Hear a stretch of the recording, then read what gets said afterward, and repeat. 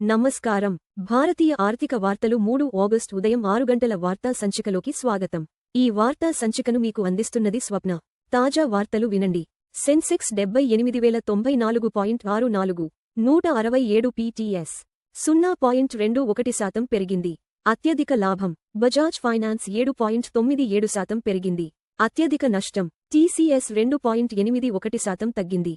Nifty 50 నేడు 24,383.60 0.36% వద్ద ఉంది. 0.36% పెరిగింది. ఎన్ఎస్ఈ యొక్క అగ్ర 50 కంపెనీలను ట్రాక్ చేస్తుంది. జూలైలో భారతదేశ స్థూల జీఎస్టీ వసూళ్లు 15.4% పెరిగి 2.11 లక్ష కోట్లకు చేరిక. జూలై నెలలో భారతదేశ స్థూల జీఎస్టీ వసూళ్లు ఏడాది ప్రాతిపదికన 15.4% పెరిగి 2.11 లక్ష కోట్లకు చేరుకున్నాయి. రీఫండ్లను సర్దుబాటు చేసిన తర్వాత నికర జీఎస్టీ వసూళ్లు గత ఏడాదితో పోలిస్తే 15.8% వృద్ధిని నమోదు చేశాయి. గ్లోబల్ ఇండెక్స్లో భారతీయ బాండ్ల చేరికను వాయిదా వేసిన బ్లూంబెర్గ్. బ్రెజిల్ లేదా ఇతర గ్లోబల్ ఇండెక్స్లో భారత ప్రభుత్వ బాండ్ల చేరికను బ్లూంబెర్గ్ వాయిదా వేసింది. ఇది మార్కెట్ ట్రేడర్లను నిరాశపరిచింది. ఈ ఆలస్యం భారతీయ డెట్ మార్కెట్లోకి విదేశీ నిధుల ప్రవాహానికి ఎదురుదెబ్బగా మారింది. జీ గ్రూప్పై సెబీ ఆర్డర్ వల్ల 3,143 కోట్ల రూపాయలు నిధుల సేకరణ ఆలస్యం కావచ్చు.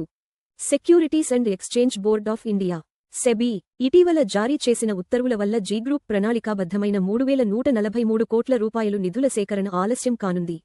కీలక ప్రమోటర్లు మేనేజీరియల్ పదవులను చేపట్టకుండా నియంత్రణ సంస్థ నిరోధించింది.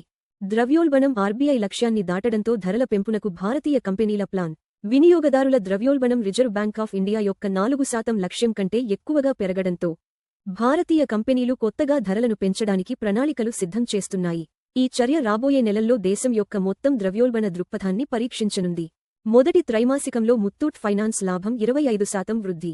జూన్ త్రైమాసికంలో ముత్తూట్ ఫైనాన్స్ స్టాండలోన్ నికర లాభం ఏడాది ప్రాతిపదికన 25% పెరిగింది. ఈ gold loan non banking financial company నాయకత్వ మార్పు ప్రణాళికను కూడా ప్రకటించింది. మొదటి త్రైమాసికంలో 34 కోట్ల రూపాయలు నికర నష్టాన్ని నమోదు చేసిన ఉత్కర్ష్ స్మాల్ ఫైనాన్స్ బ్యాంక్.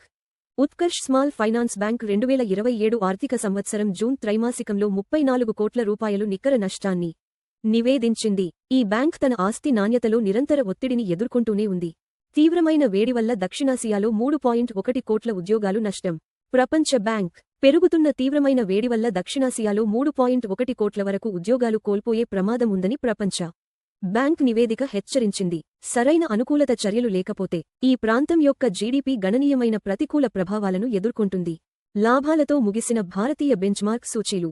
అర్ధరాత్రి 12:21 పెరిగిన సెన్సెక్స్.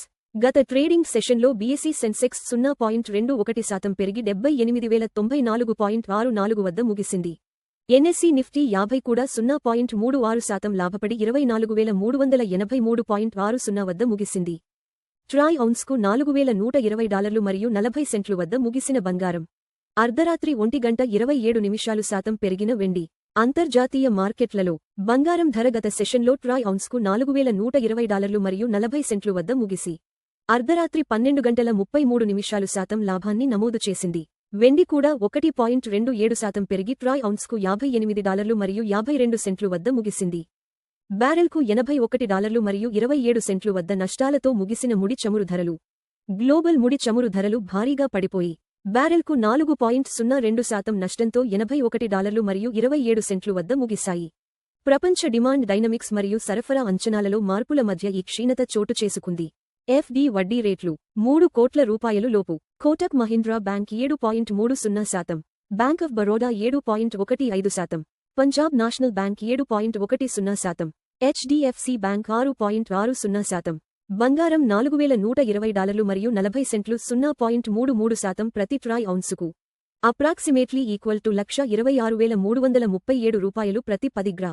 బంగారు ధర 0.33% పెరిగింది. మునుపటి ముగింపు $4,107 నుండి. బంగారు ధరలు ప్రపంచ డిమాండ్, డాలర్ బలం మరియు ద్రవ్యోల్బణ అంచనాలను ప్రతిబింబిస్తాయి. వెండి $58 మరియు 52 సెంట్లు 1.27% ప్రతి ట్రాయ్ ఔన్సుకు. అప్రాక్సిమేట్లీ ఈక్వల్ టు $1,794 ప్రతి 10 గ్రా. వెండి ధర 1.27% పెరిగింది. మునుపటి ముగింపు $57 మరియు 79 సెంట్లు నుండి. వెండి ధరలు పారిశ్రామిక డిమాండ్, సౌర శక్తి మరియు సెంట్రల్ బ్యాంక్ విధానాలతో ముడిపడి ఉంటాయి. WTI క్రూడ్ ఆయిల్ $81 మరియు 27 సెంట్లు 4.02% ప్రతి బారెల్కు ట్రేడ్ అవుతోంది. చమురు ధర 4.02% తగ్గింది. మునుపటి ముగింపు $84 మరియు 67 సెంట్లు నుండి. చమురు ధరలు ఇంధన వ్యయాలు, ద్రవ్యోల్బణం మరియు భారతీయ రూపాయిని గణనీయంగా ప్రభావితం చేస్తాయి. $95.37.31 వద్ద భారతీయ రూపాయికి వ్యాపారమవుతోంది. రూపాయి 0.31% బలపడింది. మునుపటి ముగింపు $95 మరియు 67 పైసలు నుండి. బలహీనమైన రూపాయి దిగుమతి వ్యయాలను పెంచుతుంది. అయితే ఐటీ మరియు ఫార్మా ఎగుమతిదారులకు ప్రయోజనం చేకూరుస్తుంది.